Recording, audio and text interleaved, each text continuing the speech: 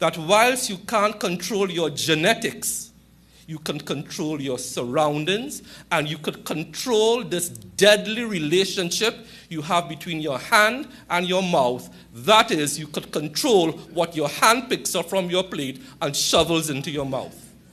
That, my friends, is what you have control over. I'm a poster boy for diabetes. I keep saying that. Genetics tells me I belong to the Indian or the Asian racial grouping. Predisposition for diabetes. Genetics will tell me my two parents were diabetics and suffered horrendous deaths due to complications of diabetes. I can't help that. Genetics will tell me I'm male. Life will tell me I'm 58 years old. So I am an East Indian, middle-aged male, born of two parents with diabetes. Those are genetics. I can't change that. But what I can change is what I eat, how I exercise, and how I live my life. That is what I can change.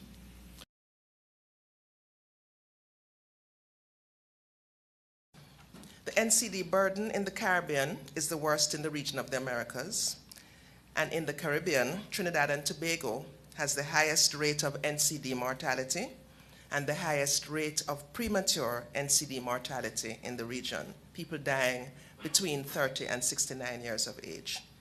This is unsustainable from both the health and development perspective. Our response must be evidence-informed from a transparent assessment process. We need to set priorities together, health and non-health, public, private, civil society. We need to make recommendations and to monitor what we are doing to see the impact of our programs.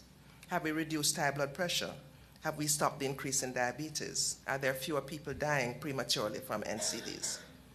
So this meeting is really important because the team of researchers did a lot of work trying to establish what the present situation is in the region. But this meeting is for us to tell the countries of the region what we found and for them to tell us whether that really reflects what's happening within their country, to tell us if we have anything wrong, if we have missed out anything, if there are any questions that we haven't yet asked and had answered, and so we can get a good feel for where we are. So in the region of the Americas, the Caribbean countries have the highest death rate from NCDs of any of the other regions. And more importantly, they have the highest rate of premature mortality. What that is deaths from NCDs between the age of 30 and 69 years. And those deaths are really tragic because everybody should get their 70, but in some countries we find that 3/4 of the deaths of people below the age of 70 are from NCDs. So I think it's a combination of things. I think that the Caribbean has countries that have fairly high income, so there's disposable income. I think that there has been marketing targeted at the Caribbean from what we call big food, which is unhealthy, highly saturated, full of salt food. I think that we have made the transition from an agricultural community to a more developed countries. And in that transition, we are doing less of what traditional life has been like. So less walking, less eating of natural foods. We're smoking more. There's a lot of promotion of alcohol use by the alcohol companies. And so the risk factors have really been increasing in the Caribbean quite dramatically. We are hoping that this one is going to, the difference with this one is that we are hoping that because next year is the 10th anniversary of this historic Port of Spain Declaration, we're actually going to be going through the chief medical officers to the ministers of health and to the heads of government and asking them to do 3 or 4 very specific things, almost as a way of marking the 10th anniversary of Port of Spain. And we're hoping that if we choose these things correctly and if the ministers and the prime ministers agree, then some of those interventions can help to move the agenda forward. So for example, Barbados and Dominica have introduced a tax on sugar-sweetened beverages, as has Mexico and some other places. We're hoping that the heads of government will agree that all countries in the Caribbean will introduce a tax on sugar-sweetened beverages to make the point to the consumer that these are empty calories, causing obesity, causing diabetes, and causing a problem.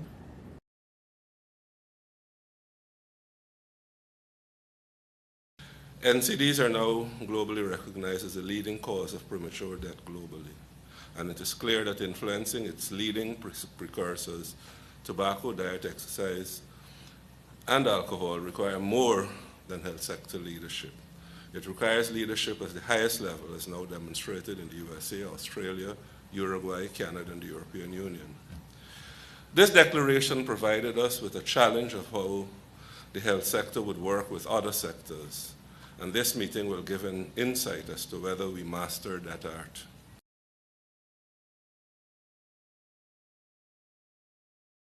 As we all know, 10 years ago, we came together in an unprecedented regional summit on NCDs, an example of Caribbean cooperation at its best, coming together to address a joint health problem. The Caribbean has the highest rates of premature death from the 4 major NCDs. That is diabetes, diseases of the heart, cancer, and chronic respiratory diseases. 3 of every 4 deaths are due to these illnesses, and 73% of all deaths occur prematurely in people between the ages of 30 and 69 years. NCDs are crippling our economy, our productivity, and our health. In order to tackle NCDs, we need to address the 4 common risk factors, that is tobacco use, unhealthy diet, physical inactivity, and harmful use of alcohol.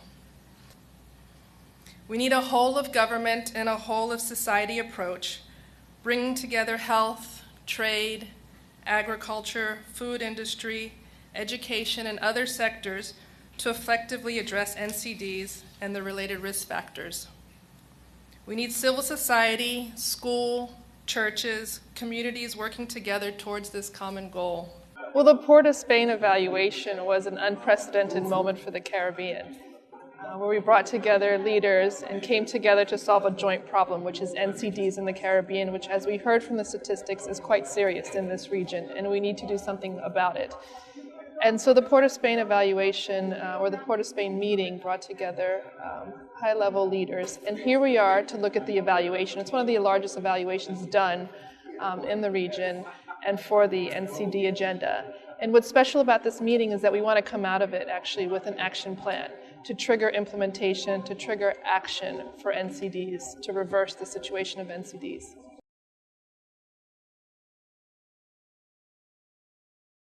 We start to realize that at the macro level, there are many factors that impact on our healthcare system.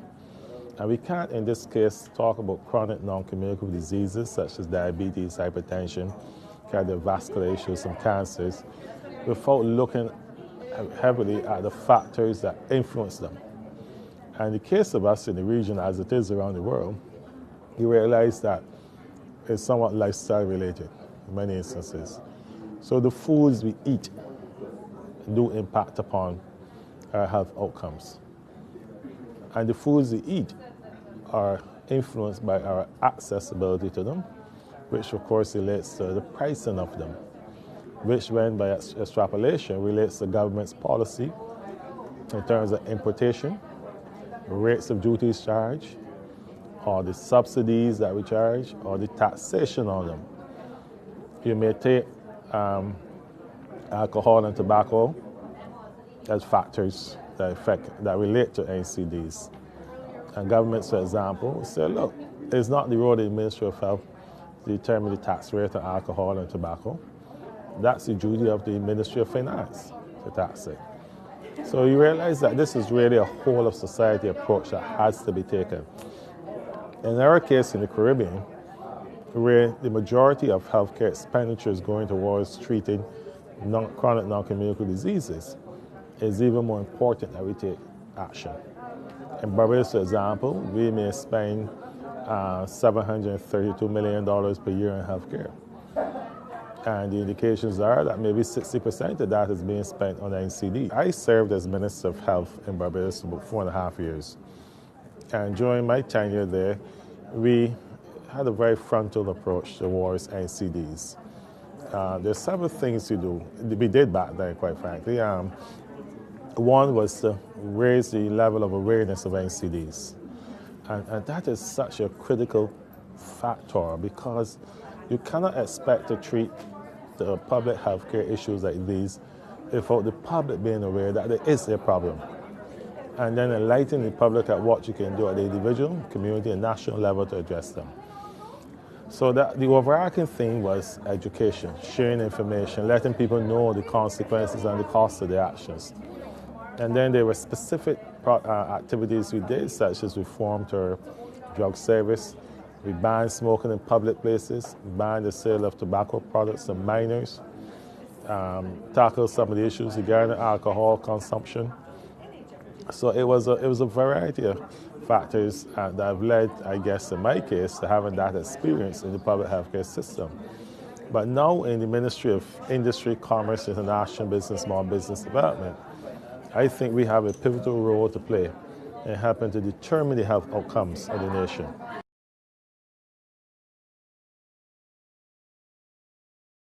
An implementation workshop like this over 2 days will then inform the ministry of how we guide policy, how we develop policy. Because as I always say, my office is on the 4th floor of a building. I will execute policy from the 4th floor, but we have to develop policy from the ground up. And this is what this will do. This will give me the data, this will give me the learning and the research into developing policy from the ground up, which I can then implement. A very clear message to Trinidad and the region on the issue of NCDs is that there are certain factors you as a population or individual cannot control, as I said. You can't control your genetics, but by golly, you could control what you eat. You could control your diet. You could control your weight by exercise. You could control your condition by following your doctor's orders. And that's the message I want to give out. The message is this issue, this thorny crown of NCDs is something we could shed by government action, working in tandem with personal responsibility.